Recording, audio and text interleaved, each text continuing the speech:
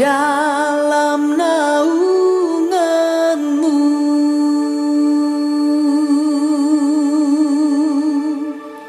Ku buka hati untuk jamahanmu, berserah penuh di hadiratmu. Kau ambil alih seluruh hidupku di altarmu, menyembahmu.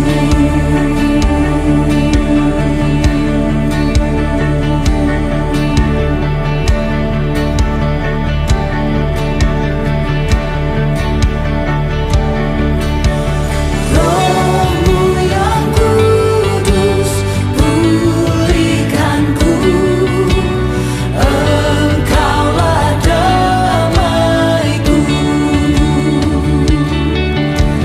Ku hidup oleh anugerah-Mu yang menyertai-Mu,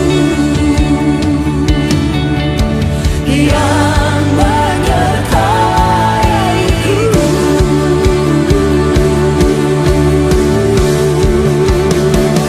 Ku buka hati untuk jamahanmu, berserah penuh di hadiratmu. Kau ambil alih seluruh hidupku di altarmu, menyembahmu. Ku buka hati untuk jamahanmu, berserah penuh di hadiratmu. Kau ambil alih seluruh hidupku di altarmu, menyembahmu.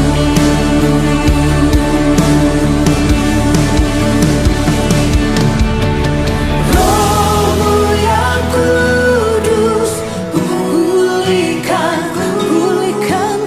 Engkaulah damaiku. Ku hidup oleh anugerah-Mu yang menyertai-Ku. Rohmu yang hidup penuhiku, datangi hidupku. Ku siap terima kuasa-Mu, hidupku bagimu.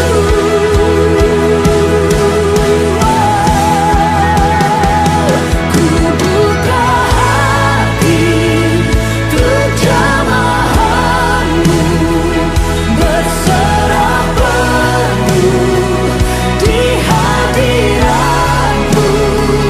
Kau ambil alih seluruh hidupku di altarmu, menyembahmu. Ku buka hati jamahanmu, berserah penuh di hadiratmu. Kau ambil alih seluruh hidupku di altarmu, menyembahmu. Di altarmu, menyembahmu. Pagi semuanya, senang sekali kita bisa berjumpa kembali di hari Minggu pertama bulan Agustus. Haleluya, puji nama Tuhan, kita sudah memasuki bulan yang baru.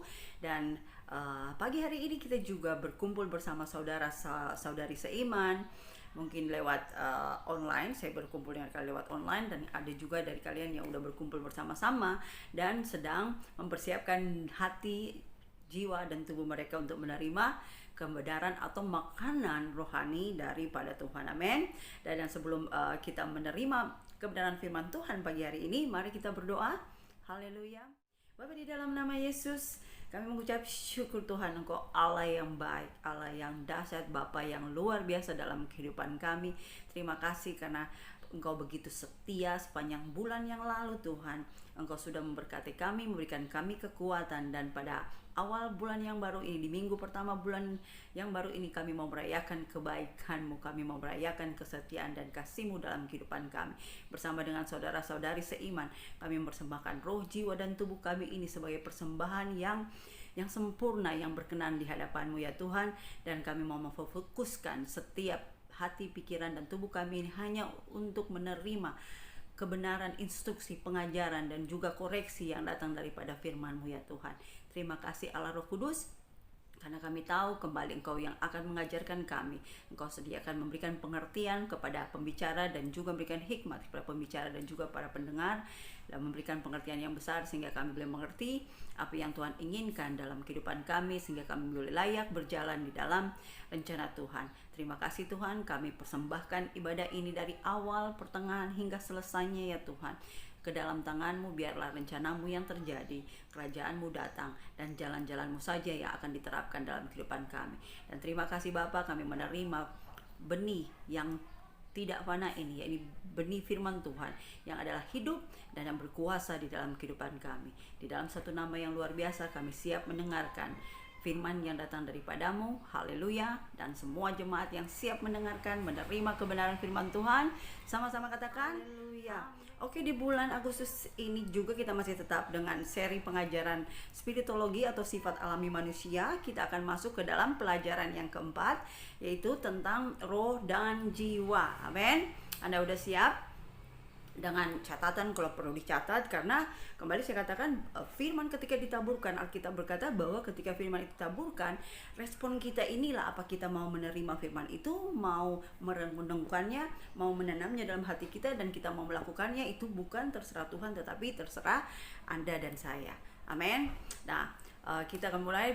Ada pernyataan dari Kenneth Hagin yang menyatakan bahwa sebenarnya kebutuhan terbesar daripada gereja saat ini bukanlah gedung yang indah, gedung yang bagus, atau kursi-kursi yang bagus dan peralatan yang canggih di dalam gereja, tetapi sebenarnya kebutuhan terbesar gereja saat ini adalah umat Allah atau jemaat Allah memperbaharui pikiran mereka dengan firman Tuhan. Ini sebenarnya yang kebutuhan terbesar yang dibutuhkan oleh anak-anak Tuhan atau jemaat-jemaat Tuhan. Amin. Karena seseorang yang sudah dia menjadi orang percaya atau menjadi pengikut Kristus atau yang kita sebut orang Kristen, dan dia bilang dia sudah dipenuhi dengan Roh Kudus, tidak menjamin sama sekali bahwa orang tersebut memiliki pikiran yang sudah diubahkan atau pikiran yang sudah diperbaharui, yakni pikiran yang diperbaharui dengan firman Tuhan. Makanya nggak heran banyak orang munafik di gereja. Amin. Nah, Yesus sendiri berkata kepada orang-orang Farisi dan orang Saduki, mereka itu tahu firman Tuhan, maksudnya mereka percaya kepada Tuhan, tetapi tingkah laku mereka itu atau pikiran mereka itu belum diubahkan. Yang ada apa? Mereka iri kepada Yesus. Yang ada apa? Mereka itu pingin menjatuhkan Yesus, nggak suka dengan kebenaran yang Yesus ajarkan. Nah, begitu juga di dalam gereja zaman sekarang ini, begitu banyak orang Kristen yang boleh saya bilang orang munafik. Di rumah haleluya haleluya, tetapi setelah sampai di gereja haleluya haleluya, tapi sampai di rumah bertengkar, iri-irian, jelas satu sama lain, ngegosip. Nah, inilah yang dikatakan orang Kristen munafik atau orang-orang yang maaf saja pikirannya ini belum dibaharui oleh firman Tuhan. Nah, karena ini salah satu alasan, karena memang tujuan daripada Tuhan memberikan kepada kita, Yesus sendiri di dalam kitab Efesus dikatakan bahwa ketika dia naik ke surga, dia memberikan 5 jawatan, yaitu rasul, nabi, gembala, penginjil, dan bahkan pengajar. Nah, ini 5 jawatan ini Tuhan sendiri berikan dengan tujuan apa? Untuk memperlengkapi tubuh Kristus atau menolong setiap jemaat-jemaat Tuhan itu bertumbuh secara rohani. Kenapa? Karena roh kita ini saja yang sudah disempurnakan, jiwa dan tubuh ini belum disempurnakan. Nah, oleh sebab itu 5 fivefold ini punya tanggung jawab untuk menolong, memperlengkapi setiap jemaat-jemaat Allah dengan kebenaran firman Tuhan. Haleluya. Jadi kami sebagai para pendeta, pengajar, dan juga sebagai evangelis, kami tugasnya adalah menyampaikan, mengajarkan firman Tuhan kepada setiap jemaat. Jadi jangan bosan-bosan kalau dibilang pengajaran lagi, karena memang itu yang Anda butuhkan saat ini, yaitu pengajaran. Kita bukan baby Kristen lagi yang hanya diusap-usap gitu loh, ngikutin maunya. Enggak, kita akan bertumbuh sebagai anak-anak Tuhan agar supaya apa? Kita mengambil tempat kita sebagai anak putra-putri Allah yang memerintah di atas dunia ini di alam supernatural. Amin. Haleluya. Nah, setiap jemaat bersyukur kalaupun di gereja Anda itu ada pengajaran atau kalau Anda menerima pengajaran firman Tuhan lewat pendeta-pendeta di gereja Anda. Karena kenapa saya bilang Anda harus mengucap syukur?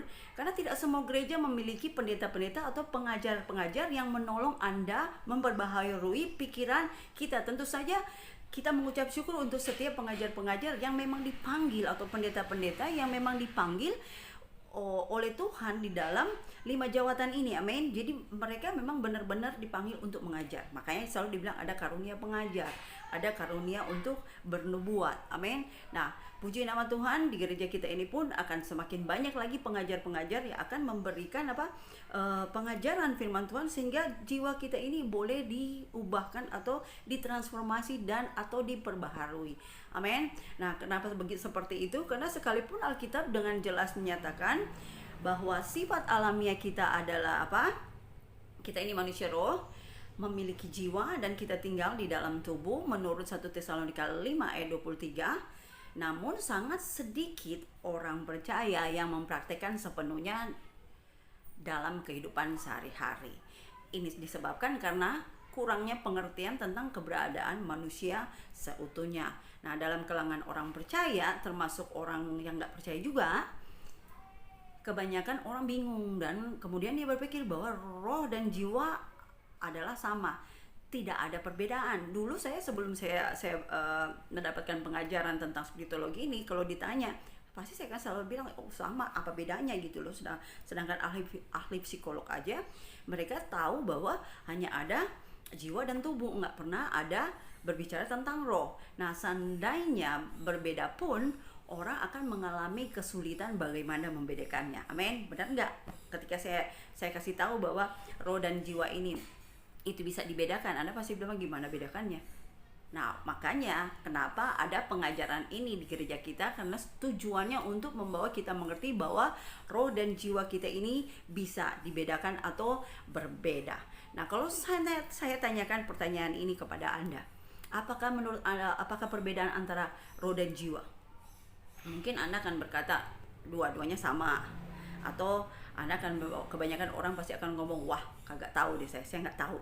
Nah, tidak mungkin kalau misalnya dua-duanya ini sama. Kenapa? Karena Alkitab sendiri dalam firman-Nya berkata yang tadi 1 Tesalonika 5 ayat 23 bahwa di situ dibedakan ada apa? Roh, jiwa, dan tubuh. Dan berarti nggak sama dong. Amin. Nah, kita tahu di sini bahwa di dalam firman Tuhan pun dikatakan bahwa tidak sama. Kita lihat Ibrani 4 ayatnya yang ke-12. Kita baca sama-sama Ibrani 4 ayat 12. 1, 2, 3. Sebab firman Allah hidup dan kuat dan lebih tajam daripada pedang bermata dua manapun. Ia, firman Allah, menusuk amat dalam sampai memisahkan jiwa dan roh, sendi-sendi dan sumsum. Nah, ia yang dimaksudkan ia di sini firman Allah sanggup membedakan pertimbangan dan pikiran hati kita. Nah, kalau kita lihat di dalam Ibrani 4 ayatnya ke-12 di dalam bahasa Indonesia masa kini atau BIMK, di sini dikatakan sebagai berikut, perkataan Allah adalah perkataan yang hidup dan kuat, lebih tajam daripada pedang bermata dua. perkataan itu menusuk sampai ke batas antara jiwa dan roh, sampai ke batas antara sendi-sendi dan tulang sumsum, sehingga mengetahui sedalam-dalamnya pikiran dan niat hati manusia. Jadi jelas banget ya, di sini kita lihat bahwa untuk memisahkan jiwa dan roh atau roh dan jiwa hanya bisa dipisahkan oleh firman Allah. Amin. Jadi kita kembali lagi bahwa kita memiliki 3 dimensi. Yang pertama adalah kita ini manusia roh, yang kalau dalam bahasa Yunani dikatakan itu pneuma, yang artinya kehidupan yang berasal dari Allah yang dihembuskan kepada manusia pada waktu penciptaan menurut Kejadian 2 ayat yang ke-7. Nah, kemudian manusia ini yang manusia roh memiliki jiwa, dalam bahasa Yunani disebut psyche, yang jiwa ini terdiri dari pikiran, emosi, dan kehendak. Dan kemudian manusia juga ini memiliki tinggal di dalam tubuh, dalam bahasa Yunani-nya disebut soma, yang artinya makhluk hidup yang digerakkan oleh jiwa dan roh. Amin. Sekali lagi saya katakan bahwa sifat alamiah kita ialah roh, jiwa, dan tubuh. Ketiganya adalah pemberian dari Tuhan. Amin. Dan merupakan satu kesatuan. Jadi pemberian dari Tuhan, satu kesatuan, dan ketiga-tiganya ini memiliki fungsi dan tanggung jawabnya di dalam bagiannya sendiri. Amin. Nah, roh dan jiwa dapat dibedakan.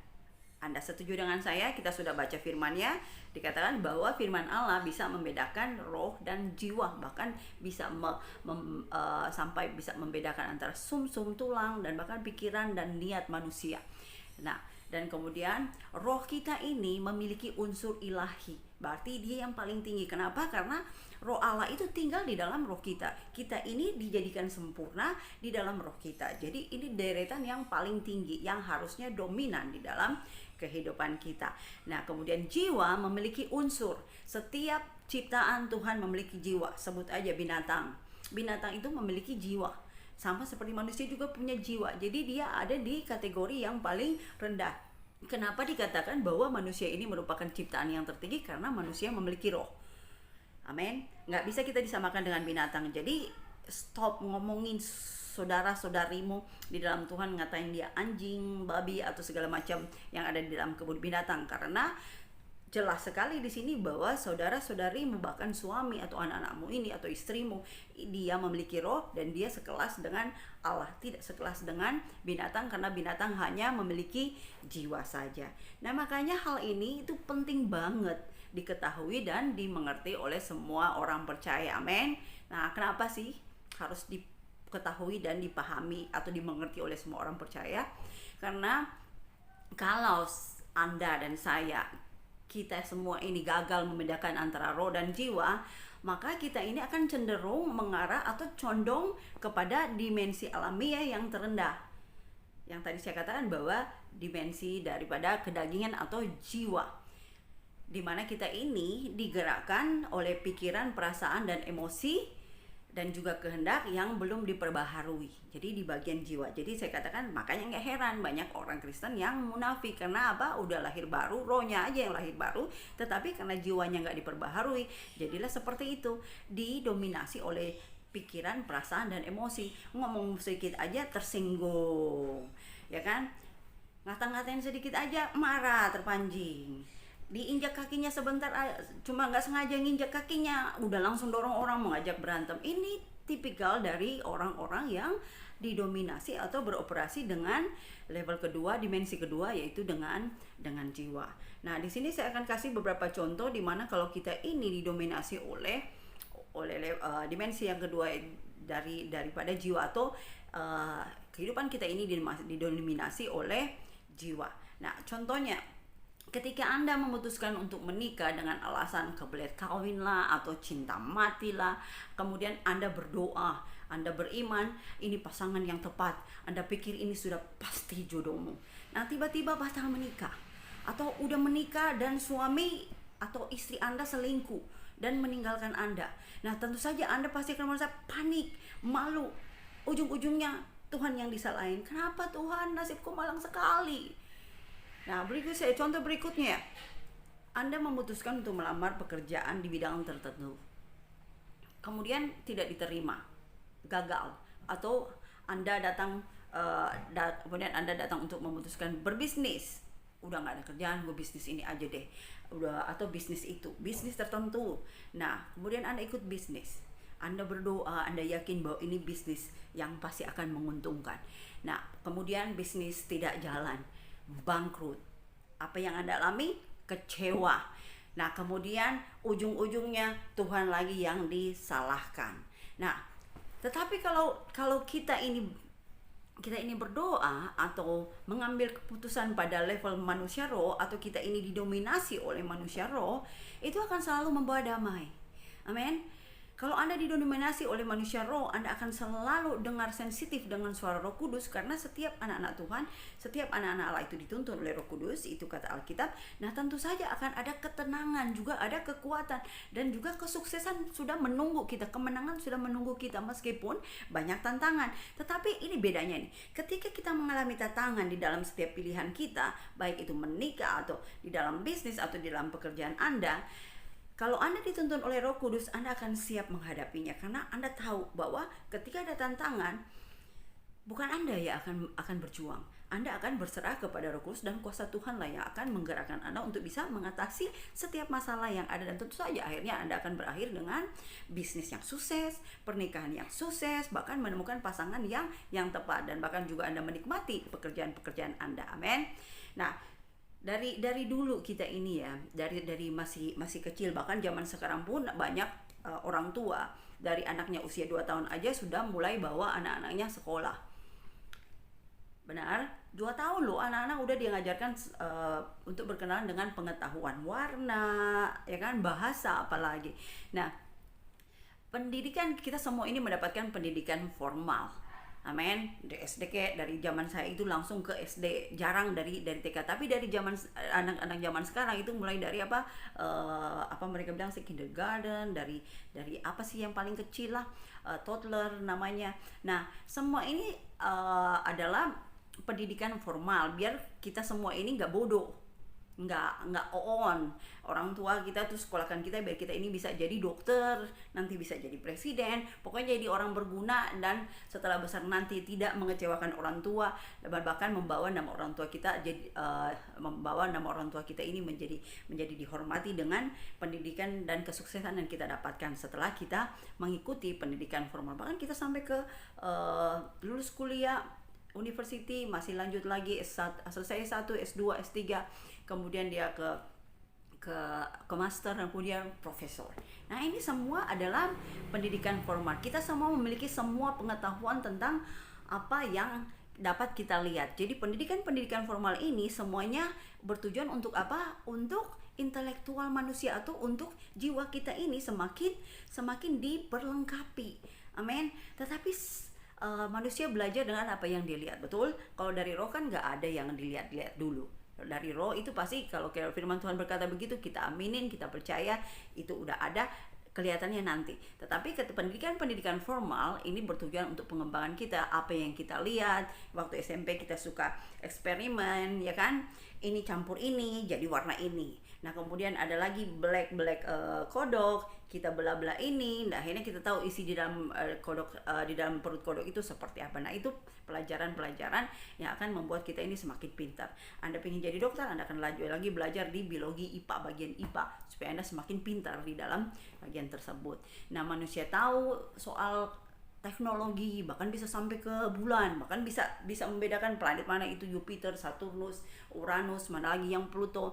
Nah, manusia juga bisa mengadakan riset tentang sakit penyakit. Ada bakteri, ya kan, ada amuba, ada virus, ada sel-sel. Nah, itu yang dipelajari. Tetapi sayang sekali kita tidak mempunyai pengetahuan sedikit pun tentang manusia roh. Benar ya? Orang-orang pintar, makanya banyak sekali orang pintar yang jadi ateis. Kenapa? Karena mereka mengandalkan kepintarannya yang diisi terus dari kecil itu tuh buku-buku pengetahuan tentang apa yang akan mereka pelajari nanti. Kepribadian manusia pun ada bukunya, ikut seminar kepribadian. Nah, itu mereka pun berani mau bayar. Tetapi coba kita lihat zaman sekarang, datang ke gereja pun untuk menerima apa? Pengetahuan tentang firman Tuhan, pengetahuan atau makanan untuk manusia rohnya itu ogah-ogahan. Amin. kalau ada pun kebanyakan yang dengar firman, kalau firmannya itu nggak enak, pendetanya kalau ngomongnya itu nggak enak, yang ada dia apa, badan di gereja tapi pikiran ada di tempat lain, atau lagi di dalam gereja karena nggak menarik, firmannya juga nggak kena, itu nggak buat saya, jatuhnya ngantuk, nguap atau tidur. Nah ini dia ada bisa kelihatan kan, kalau kita untuk mau mengejar untuk pengetahuan intelektual kita berani bayar buat anak kita untuk pergi ke sekolah itu, sekolah yang terkenal. Tetapi untuk sekolah minggu aja biarin aja lah, tuh ada cigu-cigunya. Nah saya percaya di dalam jemaat Simpang Pule nggak ada orang tua yang seperti begitu. Yang saya tahu setiap anak-anak itu mereka bawa ke atas. Untuk apa? Supaya anak-anaknya itu dikasih pengetahuan tentang manusia roh. Nah, ini terjadi karena intelektual. Kalau kita mulai, saya bilang bahwa pengetahuan intelektual itu perlu, tetapi kalau sampai itu dominan dan manusia roh kita ini nggak dikasih makan, nah itu tadi saya bilang, orang-orang Kristen munafik, atau Anda akan jadi ateis, bawaannya orang pintar tapi bodoh. Amin. Dokter tapi nggak bisa toleransi dengan orang lain. Mereka itu sangat pintar, orang ini sangat pintar, sukses, namun banyak yang stres, banyak juga yang bunuh diri, banyak yang depresi, banyak yang kena penyakit, banyak lagi yang kepahitan, rumah tangga hancur, bahkan mengalami mental dan atau mengalami sakit jiwa. Ada yang memiliki kepribadian ganda, ada yang sensitif dan lain-lain. Nah di Singapura tahun berapa itu saya dengar banyak sekali anak-anak usia sekolah, mungkin dari SMP, SMA itu banyak yang bunuh diri. Kenapa? Karena kalau nilainya itu rendah, mereka berasa bahwa mereka itu nggak mampu, dan orang tuanya selalu pasti akan bilang bahwa kamu tuh nggak bisa, kamu tuh cuman sampai sebegitu punya, dan akhirnya apa? Depresi dan tekanan diri, akhirnya bunuh diri. Bahkan ada salah satu seorang anak yang pintar matematika kalau nggak salah, dia menang, dia juara matematika, dan dia itu dikirim ke di setiap lomba-lomba kejuaraan matematika internasional, dan dia memang pintar banget. Tetapi pada akhirnya anak itu bunuh diri. Kenapa? Karena banyak tekanan, jiwanya itu udah semakin tertekan. Orang pintar banyak, Anda sudah pintar, akan ada banyak lagi yang lebih pintar daripada Anda. Nah di sini kita lihat begitu banyak kita mengembangkan intelektual kita atau mengembangkan jiwa kita, sampai hal-hal tersebut membuat manusia ini dikuasai oleh dimensi yang kedua, atau didominasi oleh jiwanya. Amin. Kita lebih sadar pada tingkat kejiwaan atau pada level intelektual. Itu sebabnya orang tuh sulit, mereka yang dominan jiwanya, dia itu akan sulit percaya bahwa dia itu adalah manusia roh. Makanya kebanyakan daripada mereka itu akan tanya, mana buktinya kalau saya ini manusia roh? Sebab kenapa Alkitab berkata bahwa manusia roh tidak dapat dinilai secara intelektual atau secara natural atau secara alami. Oleh karena itu kita pasti akan bingung. Nah orang-orang pintar ini pasti akan bingung kalau misalnya kita suruh baca 2 Korintus 5 ayat 17. Mari kita lihat 2 Korintus 5 ayat 17. Dikatakan di sini bahwa orang yang sudah, ya ini saya baca, kita semua udah tahu kan 2 Korintus 5 ayat 17, barang siapa yang ada di dalam Kristus, dia adalah ciptaan yang baru, yang lama sudah berlalu, sesungguhnya yang baru sudah datang. Nah di dalam terjemahan BMIK, bahasa Indonesia masa kini, di sini dikatakan orang yang sudah bersatu dengan Kristus menjadi manusia baru, sama sekali baru. Yang sudah lama tidak ada lagi, semuanya sudah menjadi baru. Nah pasti mereka akan nanya, apanya yang baru?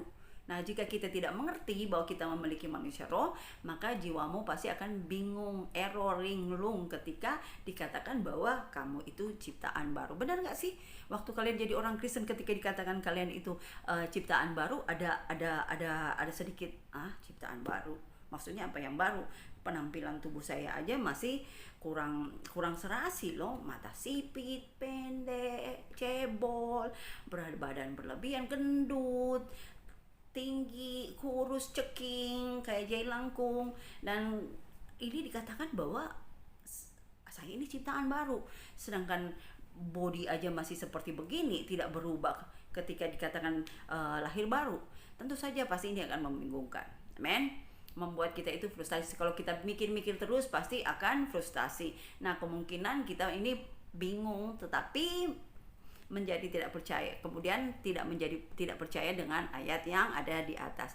Nah, apa sih sebenarnya yang diperbaharui? Semua sudah tahu, yang diperbaharui adalah roh kita yang dijadikan baru. Nah, bagaimana kita dapat mengerti tentang kebenaran ini, bahwa kita ini dilahirkan baru, roh kita ini dilahirkan baru? Tentu saja Alkitab berkata bahwa hal-hal yang rohani hanya bisa dipahami dengan roh. Ada amin? Haleluya. Nah, perhatikan di sini tidak dikatakan semuanya akan menjadi baru atau memiliki potensi untuk menjadi baru, tetapi di ayat ini dikatakan sudah menjadi baru, udah jadi baru, udah selesai dibuat baru. Jadi Anda ini kayak seperti baju keluaran terbaru. Amin. Kalau kita pergi ke toko-toko, kita suka belanja, pasti akan sudah ada yang tulis new arrival. Nah, itu yang keluaran terbaru. Amin. Yang lama sudah nggak ada lagi. Saya yang lama ini sudah nggak ada lagi. Yang ada sekarang adalah novi yang baru. Nah, dari mana kita bisa mengerti ini? Ya tentu saja dari roh atau dari jiwa. Tentu saja dari roh. Haleluya. Mari kita buka Efesus 1 ayat 19. Efesus 1 ayat 19 berkata, dan betapa hebat kuasanya bagi kita yang percaya sesuai dengan kekuatan kuasanya. Nah, saya mau bertanya, benarkah kita memiliki kehebatan kuasa Tuhan? Amin. Nah, kalau seandainya kita memiliki kuasa Tuhan, dan kemudian kita merasa saya kok nggak punya kuasa, saya ini lemah, mau ngomong sama orang aja nggak berani, dimaki-maki sama orang aja saya itu tunduk gitu loh. Punya kuasa apa saya ini? Nah, apakah kita masih bisa mempercayai firman Tuhan kalau kita merasa bahwa kita ini lemah, kita nggak punya kuasa, kita nggak punya apa-apa? Amin.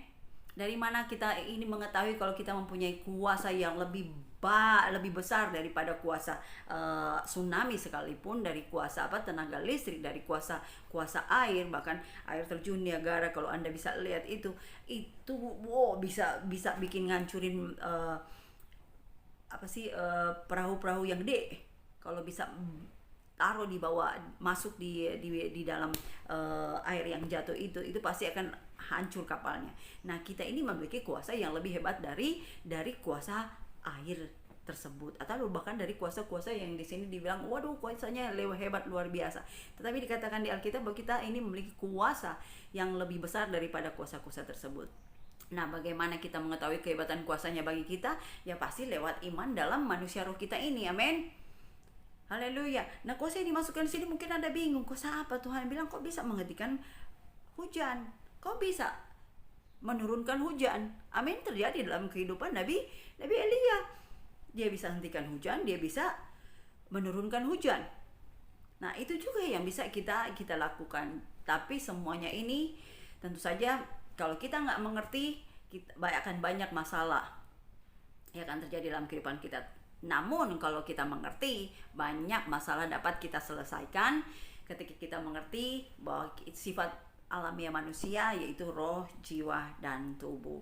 Nah, dengan mengerti fungsi dan peranannya serta dapat membedakan atau kita bisa memisahkan ketiganya, terutama roh dan jiwa, inilah yang akan menentukan bagaimana kita menyediakan solusi atas setiap permasalahan yang dihadapi dalam kehidupan kita. Nah, ini contoh, ada seorang pembunuh. Nah, pasti polisi, psikolog, psikiater akan mencari tahu kenapa orang tersebut membunuh.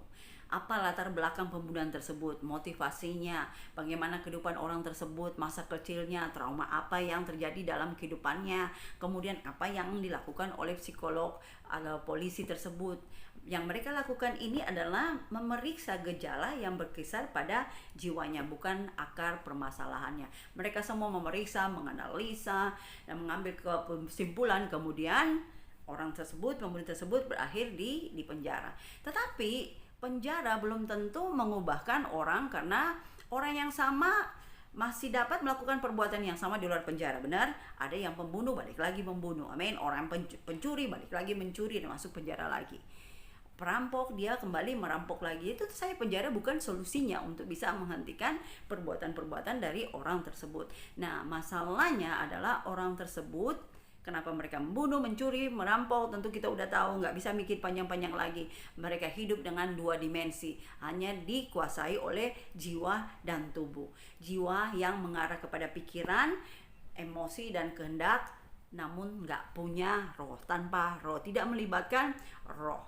Nah, Anda pernah dengar ilmu psikologi? Kalau Anda udah mulai gila, nah ilmu ini yang mempelajari pikiran manusia, yaitu pembelajaran tentang proses mental atau proses jiwa yang melahirkan kepribadian seseorang. Apa orang itu terbuka, introvert atau extrovert, tertutup, orang ini dominan atau soft, orang ini periang, pendiam, atau orang ini pemalu, apa orang ini pemberani atau dia penakut.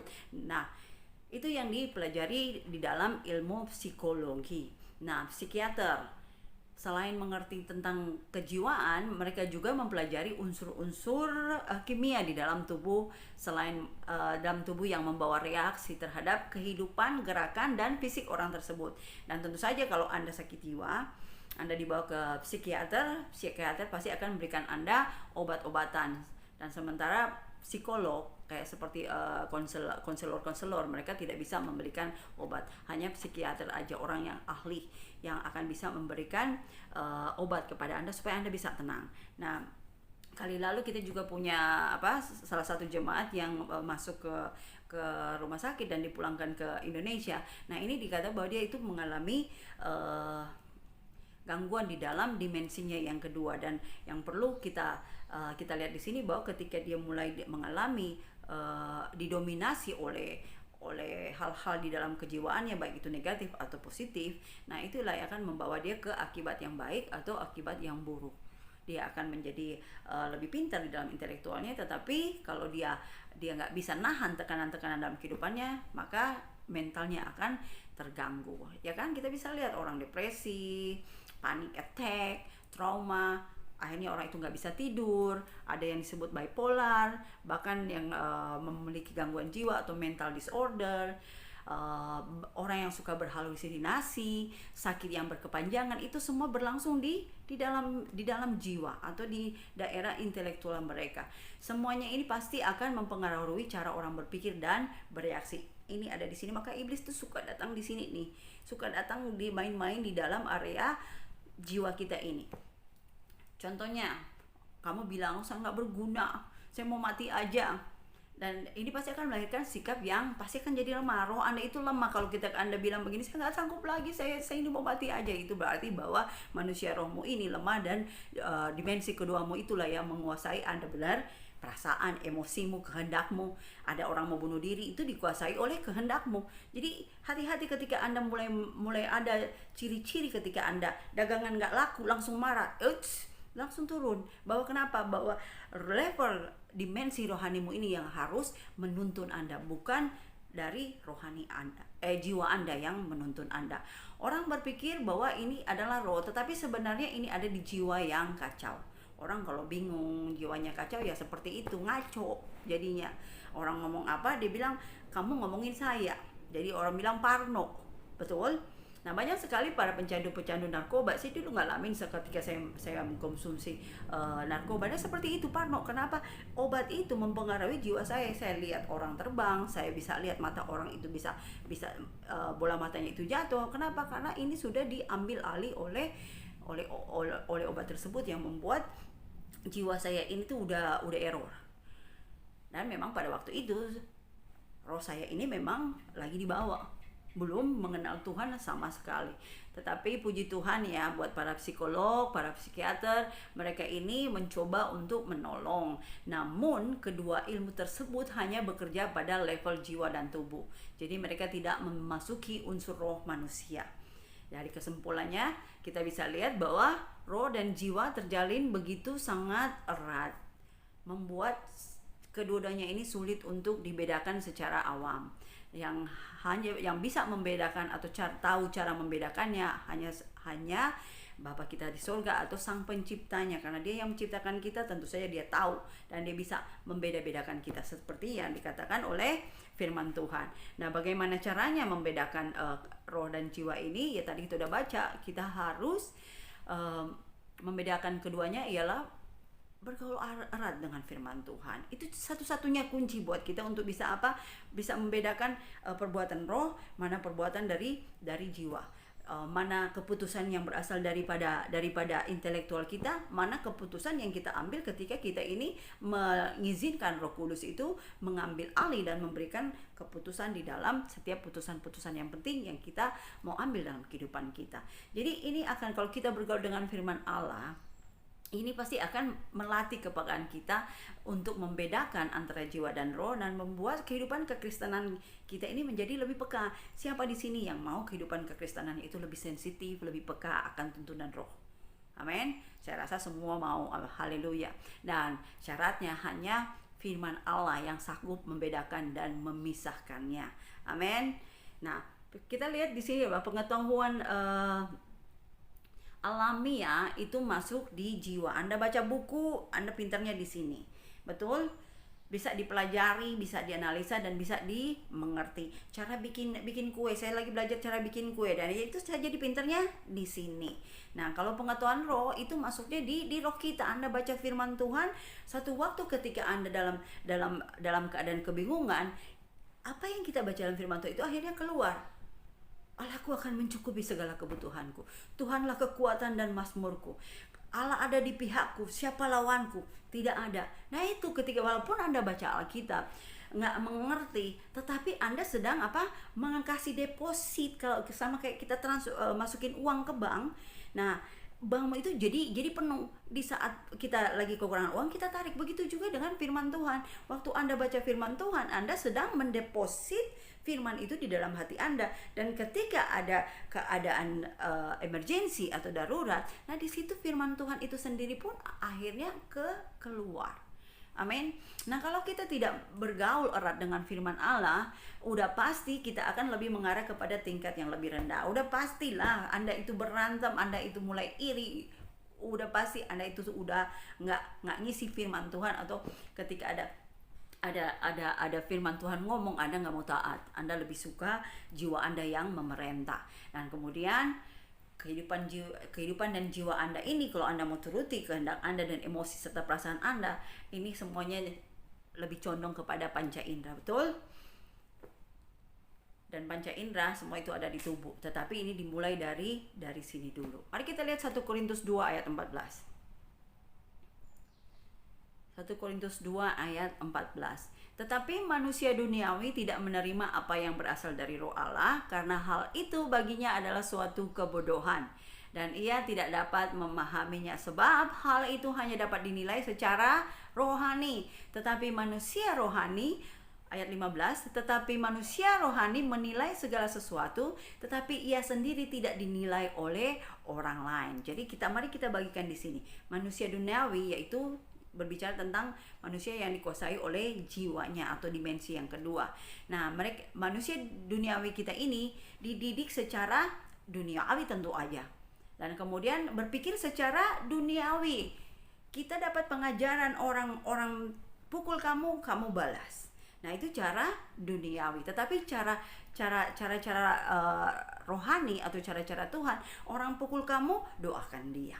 Nah, kemudian manusia duniawi memiliki pengetahuan duniawi. Tentu saja kalau saya nggak punya barang-barang, saya nggak akan dihargai. Kalau saya nggak sukses, saya bukan orang yang berguna. Nah, itu yang pengetahuan duniawi yang kita miliki. Makanya ada banyak orang ketika dia belajar pengetahuan duniawi, mereka jadi ambisius. Di dalam pelayanan di gereja pun, ketika orang ini memiliki pengetahuan duniawi, dia akan berusaha untuk menjatuhkan temannya. Amin. Temannya udah jadi inong di praise and worship lah, karena dia memiliki pikiran yang duniawi, masih orang Kristen tapi masih masih dikuasai dominan oleh jiwanya. Dia berusaha untuk menjatuhkan inongnya ini agar dia itu sendiri yang bisa maju. Nah, lihat cara-cara duniawi, cara-cara orang Kristen yang berpikiran secara duniawi itu masih ada banyak di dalam gereja. Amin. Nah, kemudian manusia duniawi ini mengambil keputusan secara duniawi. Banyak orang di dalam pelayanan masuk ke gereja tersinggung dengan pendetanya, tersinggung dengan teman-temannya. Akhirnya ya sudahlah, gue pindah gereja aja. Emang cuma di sini gereja doang. Nah, itu cara mereka orang duniawi atau mereka yang masih dikuasai oleh jiwa atau berfungsi dengan dimensi yang kedua yaitu jiwa mengambil keputusan. Jadi orang yang anak-anak Tuhan yang didominasi oleh Roh Allah, ketika ada permasalahan tentu saja mereka nggak akan cepat emosi, cepat naik darah. Saya tahu kebanyakan orang Batak kalau disinggung sedikit pun langsung marah, langsung emosi. Harga diri gue nih, harga diriku ini diinjak-injak nih.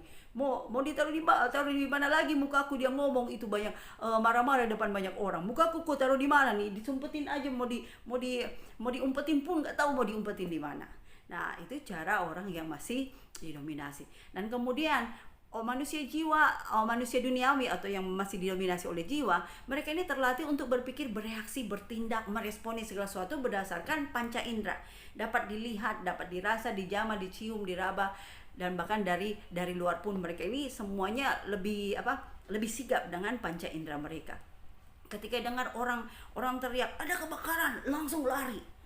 Padahal nggak cek dulu kebenarannya, benar ada kebakaran. Nah, itu dia cara-cara manusia duniawi. Saya pernah hidup seperti itu, oke? Jadi jangan berpikir bahwa saya ini sudah kudus dan ngomong begitu kepada. Enggak, saya ngalamin ini semua. Amin. Sensinya cepat. Nah, di dalam kehidupan manusia duniawi ini, perkara roh adalah suatu kebodohan. Makanya kadang-kadang kalau kita ngomong ke orang tentang firman Tuhan, diketawain. Makan aja itu Alkitab. Memang itu Alkitab bisa kasih kau makan. Banyak kan? Yang seperti orang tua kalau kita ngomong begini, Pak, sabarlah. Saya lagi berdoa. Emang itu firman Tuhan, itu bisa kasih kau makan, bisa kasih kau pekerjaan. Nah, mari kita lihat manusia roh. Tadi manusia duniawi ini yang mereka lakukan. Dan itu dulu ada di dalam kita, tapi puji Tuhan kita ini udah nggak ada. Kalau memang masih seperti itu, puji Tuhan kita belajar hari ini, berarti kita bisa koreksi, amin, memperbaharui. Jadi jangan ada tersinggung kalau sampai ada firman Tuhan dan penjelasan dari pengajaran ini yang menyinggung Anda, itu berarti bahwa Tuhan ingin kita ini berubah, bukan pendetanya yang lagi sensi gitu loh. Pendetanya aja yang nggak suka sama saya. Sisternya aja yang lagi sensi, nggak demen sama saya, makanya ngomongnya seperti itu. Enggak, sayang ya. Firman Tuhan itu bertujuan untuk mendidik, mengajarkan kita, bahkan mengkoreksi kesalahan-kesalahan kita supaya kita ini kembali hidup sesuai, didominasi dengan manusia roh dan sesuai dengan apa yang Tuhan inginkan. Oke? Nah, kita lihat manusia roh. Manusia roh menurut Kolose 3 ayat 1 sampai 2, mereka ini memilikikan perkara-perkara yang di atas. Apa itu perkara-perkara yang di atas? Amin. Perkara-perkara yang dimana Yesus itu duduk di sana. Perkara-perkara tentang kemenangan yang sudah Allah berikan kepada kita. Perkara-perkara tentang saya ini adalah anak Tuhan. Amin. Saya ini sabar. Itu perkara-perkara dimana Yesus itu duduk.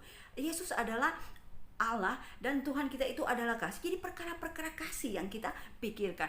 Orang mau cheating sama kita, orang mau nipu kita, tetapi ketika kita memikirkan perkara yang di atas, bahwa kita ini orang-orang kaya, kita ini orang-orang yang memberkati, ya sudah, aku berkati dia. Kalau memang dia mau bisnis saya, kalau dia memang menjelek-jelekan bisnis saya, ya silakan, masih banyak yang Bapakku siapkan buat saya.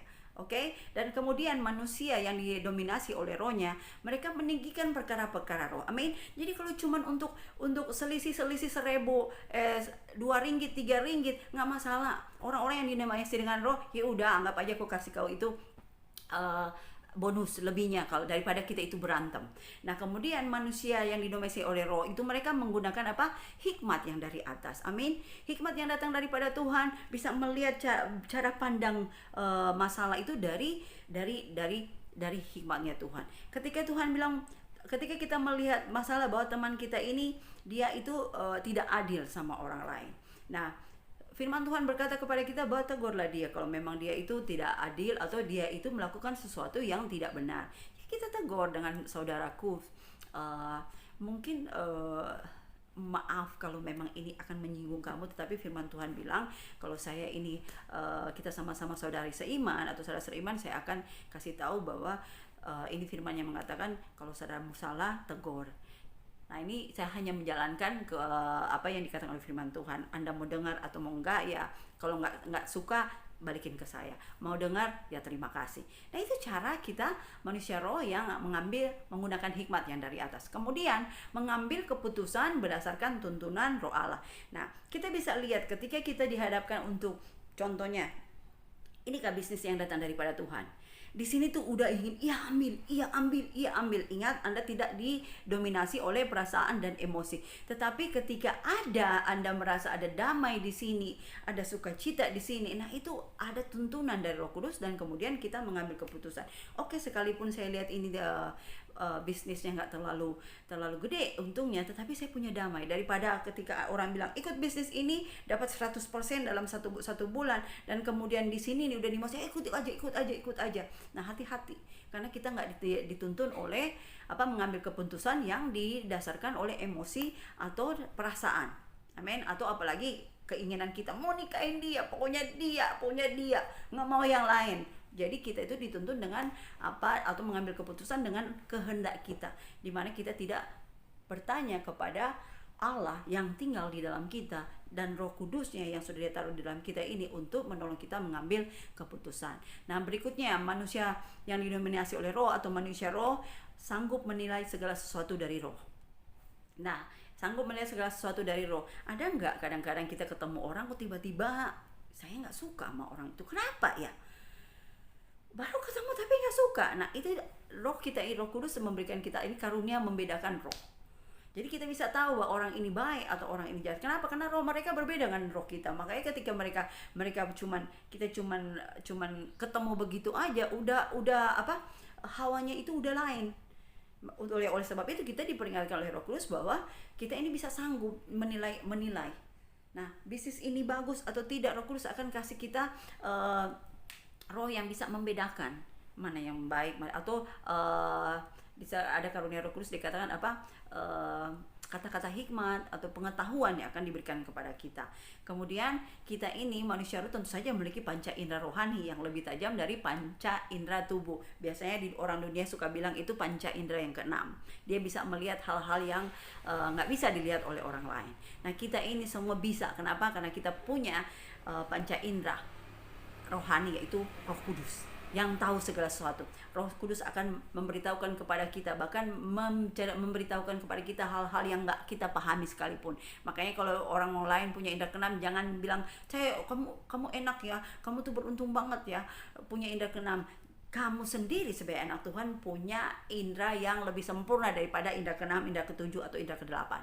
Amin. Kita memiliki indera atau roh yang sempurna, panca indera rohani yang sempurna di dalam kita yang sudah Tuhan berikan kepada kita lewat Yesus Kristus. Amin. Haleluya. Jadi kembali lagi saya ingatkan bahwa perkara-perkara jasmani dinilai secara jasmani dan perkara roh dinilai secara roh. Amin. Nah, kita tidak dapat berhubungan dengan roh melalui jiwa atau melalui emosi. Jadi kalau Anda datang ke gereja memuji Tuhan, aktifkan roh Anda. Amin. Kalau Anda datang memuji Tuhan pakai jiwa atau dengan emosi Anda, yang ada apa? Ketika lagi memuji Tuhan, iblis ingatkan akan kesalahan Anda dan akhirnya Anda mulai, ampuni aku Tuhan, ampuni aku Tuhan. Tidak, Tuhan mau kalau kita datang di dalam penyembahan atau di dalam fellowship dengan Dia, datang dengan keberanian di mana kita tahu kita ini adalah Tuhan, segala dosa kita itu sudah diampuni. Mau dosa baru aja kita lakukan di depan gereja sebelum masuk, Tuhan bilang apa? Akui dosamu, aku setia dan adil. Amin. Jadi ketika datang memuji Tuhan, datang ke gereja seperti begini, jangan ketika ada firman yang menegur engkau, jangan merasa tertuduh. Amin. Tapi ketika firman mulai menunjukkan ada yang salah di dalam hidupmu, terima kasih Tuhan untuk firman-Mu. Aku terima kebenaran firman-Mu dan aku mau berubah. Tuhan, ampuni aku ambil darah Yesus yang menyucikan dan menguduskan saat ini juga. Aku akui kesalahanku dan firman-Mu berkata bahwa Engkau setia dan adil, Engkau akan menyucikan aku dari segala kesalahanku. Kemudian Anda datang memuji Tuhan. Ya Allah baik, bukan lagi dengan rasa bersalah atau merasa tertuduh ketika Anda mengangkat tangan dan memuji Tuhan. Bukan seperti itu. Amin. Nah, ketika kita datang, kita pasti akan berhubungan dengan roh dan bukan melalui jiwa atau emosi. Nah, sebelum orang Kristen mampu membedakan pada saat mana jiwa dan roh berfungsi dan beroperasi melalui dirinya, maka udah pasti akan condong menuju kehidupan yang lebih rendah. Amin. Jadi lewat pengajaran ini kita semua diingatkan bahwa kalau ada hal-hal yang agak lain dari firman Tuhan yang Anda lakukan, itu berarti Anda masih condong atau didominasi oleh dimensi kedua atau dengan jiwa dan tubuh. Amin. Haleluya. Itulah sebabnya kenapa kita penting banget nih. Udah beberapa minggu ini nih saya kasih pelajaran untuk pelajaran roh ini karena penting untuk mengetahui apa sih itu roh. Sangat tidak mungkin untuk senantiasa berjalan di dalam roh jika kita tidak pernah mengetahui apa itu roh. Benar? Anda bilang hiduplah dalam roh, tapi kalau Anda nggak tahu apa itu roh, ya nggak mungkin. Betul kan? Karena apa yang kita lakukan dari informasi yang kita terima dari segala sesuatu yang kita percayai, kemudian kita terapkan dalam kehidupan kita. Amin. Anak kecil aja suruh bangun rumah. Kalau kita nggak ngajarin dia untuk bangun rumah, dia nggak bisa kan bangun rumah. Nah, begitu juga dengan kita disuruh hidup di dalam roh. Tapi kalau kita nggak tahu apa itu roh dan bagaimana hidup di dalamnya, nggak bisa lah kita hidup di dalam roh yang ada. Ini jiwa dan tubuh ya pasti akan lebih dominan. Jadi kehidupan Kristiani bukanlah meminta Tuhan untuk melakukan sesuatu bagimu, tetapi menemukan apa yang sesungguhnya sudah ada di dalam rohmu. Amin. Jadi jangan minta Tuhan perbaharuilah hidupku, Tuhan ubahlah aku. Firman Tuhan berkata bahwa kamu yang mengubah pikiranmu, bukan Tuhan yang mengubah. Amin. Jadi jangan sekali-sekali berdoa, Tuhan ubahlah aku ini, ubahlah aku. Kau yang mengubah pikiranmu ini supaya tindakanmu sejalan dengan firman Tuhan. Lewat apa Anda mengubahnya? Baca firman Tuhan setiap hari. Oke, lewat firman Tuhan lah yang bisa akan menolong kita untuk apa? Manusia rohani kita ini semakin banyak dan manusia dimensi dari jiwa kita, intelektual kita ini akan sejalan dengan firman Tuhan. Amin. Nah, kita lihat hubungan antara roh dan jiwa. Roh dan jiwa dapat dipisahkan dan dibedakan. Itu menurut kata firman Tuhan. Roh dan jiwa tidak dapat diputuskan atau dihilangkan atau dipisahkan. Oke. Keduanya mempunyai hubungan yang sangat erat seperti kembar siam yang nggak bisa dipisahkan. Tetapi mereka ini bisa dibedakan, nggak bisa dipisahkan, saling terkait. Keduanya saling membutuhkan untuk menjadi manusia seutuhnya. Jadi kita butuh jiwa juga, tetapi jangan sampai jiwa ini mendominasi kita. Tapi biarlah roh ini yang mendominasi kita. Jiwa akan selaras dengan roh kita, dan kemudian tubuh pasti akan ngikut aja. Jadi tubuh ini hanya ngikutin apa yang dimauin oleh roh, atau kalau jiwamu yang dominan, pasti tubuh juga pasti akan ikut ke siapa yang lebih dominan memimpin dia. Amin. Jadi di Ulangan 11, 13, 18 juga dikatakan bahwa mengasihi Tuhan dengan segenap hati dan jiwa. Jadi mengasihi Tuhan bukan hanya dengan hati saja, tapi dengan segenap jiwa juga. Jadi datang pada Tuhan, makanya dibilang datang pada Tuhan mempersembahkan roh, jiwa dan tubuhmu. Itu satu, nggak bisa dipisah-pisahnya. Udahlah jiwa aja. Makanya ke gereja kebanyakan orang datang hanya mengasihi Tuhan dengan hatinya, dengan jiwanya saja. Nggak ada rohnya, maksudnya dengan sepenuh. Iya tuh, roh itu memang penuh, tapi ketika disuruh untuk ibadah 1 jam di gereja, nggak mau. Nah, itu berarti Anda tidak mengasihi Tuhan dengan segenap hati dan segenap jiwamu. Matius 22 ayat 37, Yesus berkata, kasihilah Tuhan Allahmu dengan segenap hatimu dan dengan segenap jiwamu dan dengan segenap akal budimu. Jadi Tuhan menuntut ketika kita datang kepadanya, hati dan jiwa atau roh dan jiwamu itu harus satu. Amin. Mengasihi Tuhan dengan segenap hati dan segenap jiwa dan dengan segenap akal budimu. Nah, Yohanes 4, 22, 23 sampai 24. Nah, kita udah tahu bahwa ketika kita mau bersekutu dan berfellowship dengan Tuhan, kita berfellowship dengan Tuhan dalam roh dan dalam kebenaran. Amin. Kita tahu kebenaran firman Tuhan, pikiran kita itu tahu bahwa ini kebenaran firman Tuhan. Tuhan bilang ketika saya datang memuji menyembah Dia, nyanyikan puji-pujian buatnya, bukan bawa masalah kita kepadanya. Amin. Karena nggak ditulis di dalam firman Tuhan bahwa ketika kita datang menyembah Tuhan atau bersekutu dengan Tuhan bawa masalah. Enggak, tapi datang dengan ucapan syukur dan puji-pujian. Kalau ada yang kita inginkan, kita minta. Kalau ada yang kita butuhkan, Tuhan bilang klaim karena itu sudah diberikan kepadamu. Jadi jelas sekali ya bahwa roh merupakan pusat persekutuan, bukan jiwa Anda. Amin. Roh merupakan pusat persekutuan kita dengan Tuhan dan bukan dengan jiwa Anda. 1 1 Korintus 1:21 dalam terjemahan bahasa BMIK dikatakan di sini, karena bagaimanapun pandainya manusia, ia tidak dapat mengenal Allah melalui kepandaiannya sendiri. Manusia, makanya orang ateis pun akhirnya mau dia cari Tuhan seperti gimana pun juga, kalau dia carinya dengan ini nggak akan ketemu. Yang ada dibilang nggak ada Tuhan, bisa stres dianya. Amin. Jadi kita lihat jiwa tidak memiliki kemampuan bersekutu atau menyembah Tuhan, karena Tuhan tidak dapat dikenal melalui jiwa. Amin. Nah, saya rasa kita semua sudah paham dengan roh dan jiwa, dan saya berdoa bahwa kita semua ini akan sepanjang minggu ini atau mulai hari ini kita akan mulai hidup dengan roh yang mendominasi kehidupan kita. Ada amin. Haleluya. Mari sama-sama kita melakukan pengakuan iman. Ikuti saya ya. Aku adalah manusia roh. Aku memiliki jiwa. Aku hidup di dalam tubuh ini. Dengan rohku aku menyembah Tuhan dan bersekutu dengan Dia dan sesama. Dengan jiwaku aku melakukan kehendak Allah. Dengan tubuhku aku melayani Tuhan. Amin. Nah, semoga firman pengajaran pada minggu ini boleh memberkati kita semua, boleh menolong kita untuk memperbaharui pikiran kita dan hidup sesuai dengan tuntunan atau manusia roh kita yang dituntun oleh Roh Kudus. Amin. Haleluya. Oke. Nah, sekarang kita akan memuliakan Tuhan dan kita akan menghormati Tuhan dengan perpuluhan dan persembahan kita. Biar saya bacakan ayat firman Tuhan di sini. Mari kita buka di Lukas 6 ayatnya yang ke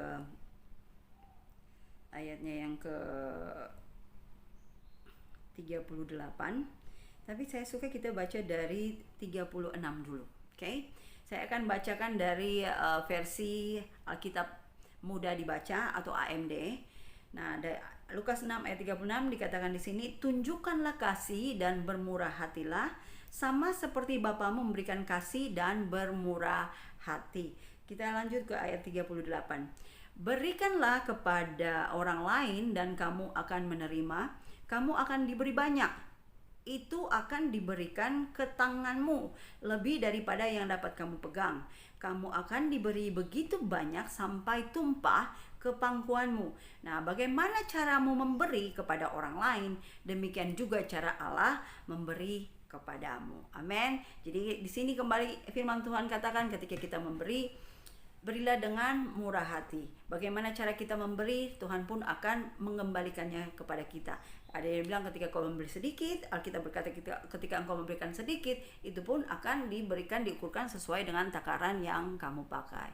Amin. Haleluya. Tapi kita percaya kita sudah diberkati, dan ketika kita memberi karena kita ini orang-orang yang diberkati. Amin. Haleluya. Dan setelah ini kita akan mengadakan perjuangan kudus. Kita mengingat kembali bahwa Yesus sudah menebus kita.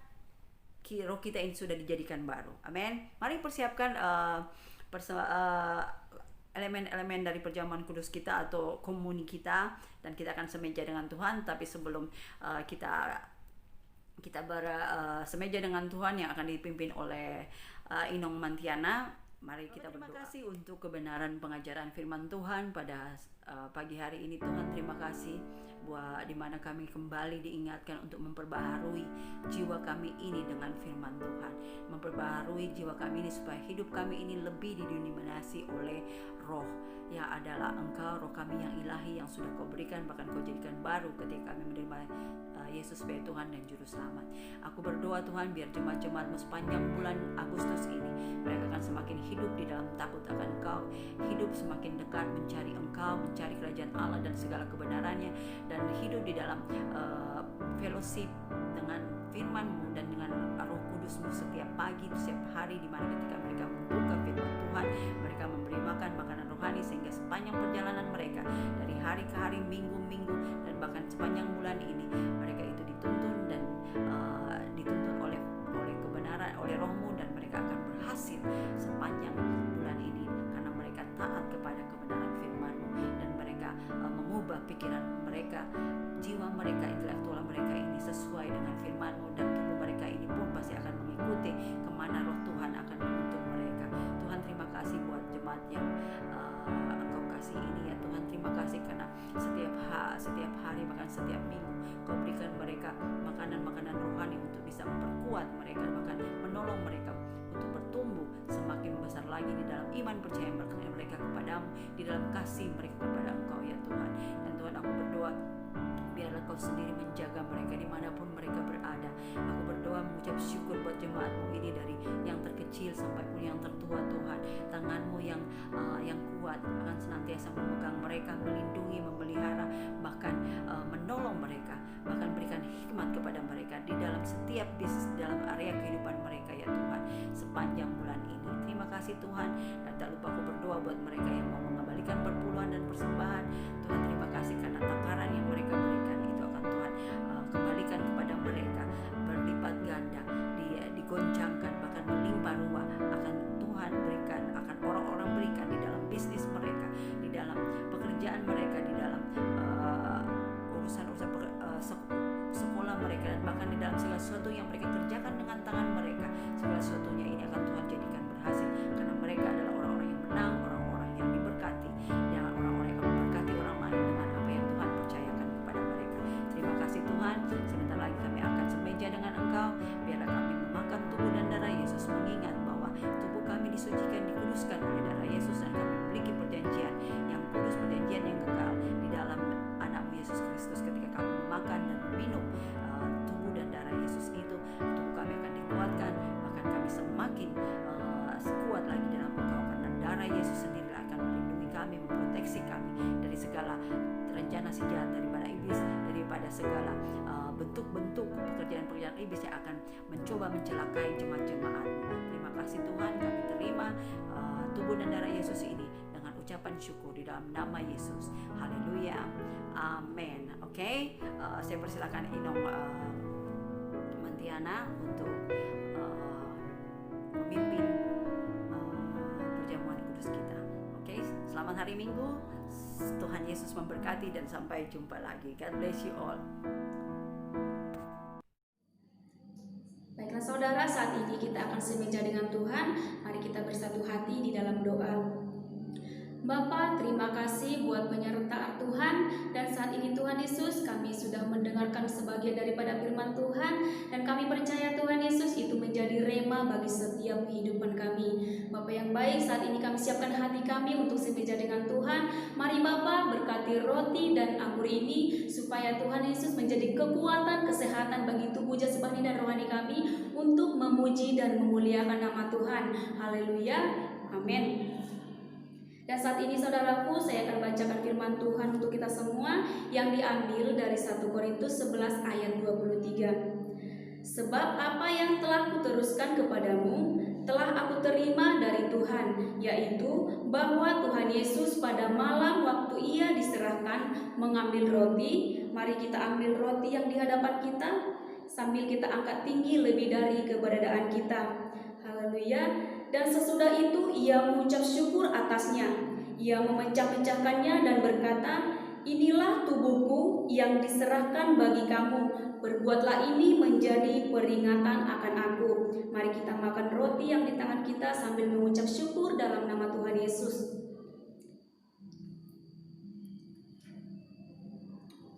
Haleluya.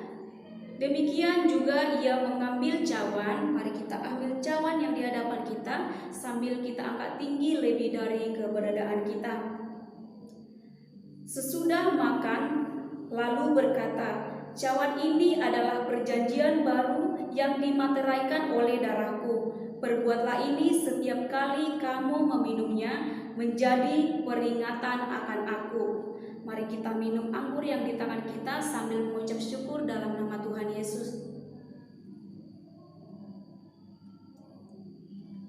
Mari kita naikkan syukur kita kepada Tuhan. Haleluya. Terpujilah nama-Mu Tuhan Yesus, sebab Engkau baik bagi setiap kami.